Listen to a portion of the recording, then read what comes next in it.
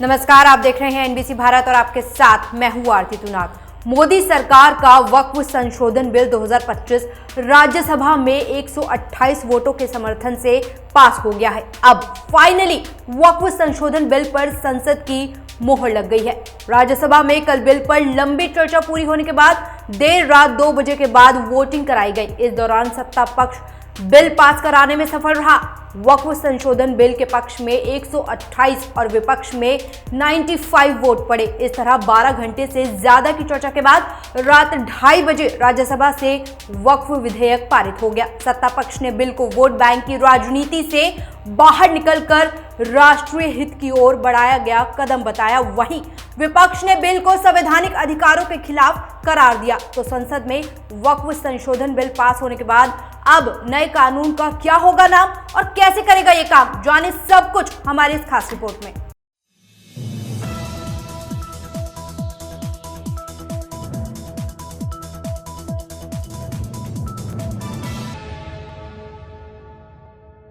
राज्यसभा ने वक्फ बोर्ड में पारदर्शिता बढ़ाने सहित कई महत्वपूर्ण प्रावधानों वाले वक्फ संशोधन विधेयक 2025 को गुरुवार 3 अप्रैल को लंबी चर्चा के बाद 95 के मुकाबले 128 मतों से मंजूरी दे दी है। इस विधेयक के बारे में सरकार ने दावा किया कि इसके कारण देश के गरीब और पसमानदा मुसलमानों के साथ इस समुदाय की महिलाओं की स्थिति में सुधार लाने में काफी मदद मिलेगी। इसी के साथ संसद ने वक्फ संशोधन विधेयक 2025 और मुसलमान वक्फ विधेयक 2024 को मंजूरी प्रदान कर दी। लोकसभा ने बुधवार 2 अप्रैल की देर रात करीब 2 बजे इसे पारित किया था। वहीं उच्च सदन ने विपक्ष की ओर से लाए गए कई संशोधनों को खारिज कर दिया। अब बड़ा सवाल यह है कि इसके पारित होने के बाद कानून का क्या होगा नया नाम। तो आपको बता दें कि अल्पसंख्यक मामलों के मंत्री किरेन रिजिजू ने कहा कि इस विधेयक के पारित होने के बाद लागू होने वाले कानून का नया नाम होगा उम्मीद, यानी unified Waqf management empowerment efficiency and development अधिनियम। वहीं विधेयक में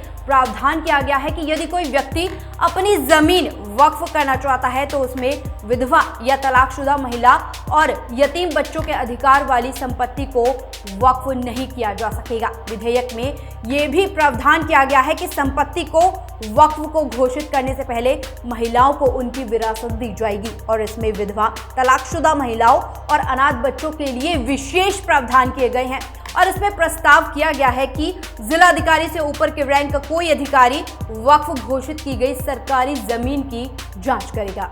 संसद में किरेन रिजिजू ने यह स्पष्ट कर दिया है कि अगर वक्फ से जुड़े मामले का समाधान निकल गया है तो इस विधेयक के प्रावधान ऐसे मामलों पर लागू नहीं होंगे, किंतु यदि कोई मामला अदालत में विचाराधीन है तो उसके लिए कुछ नहीं किया जा सकता। और इस विधेयक के प्रावधानों से वक्फ बोर्ड के तहत आने वाली संपत्तियों के बेहतर प्रबंधन के कारण देश के गरीब मुसलमानों का कल्याण हो सकेगा और उनके उत्थान में मदद मिलेगी।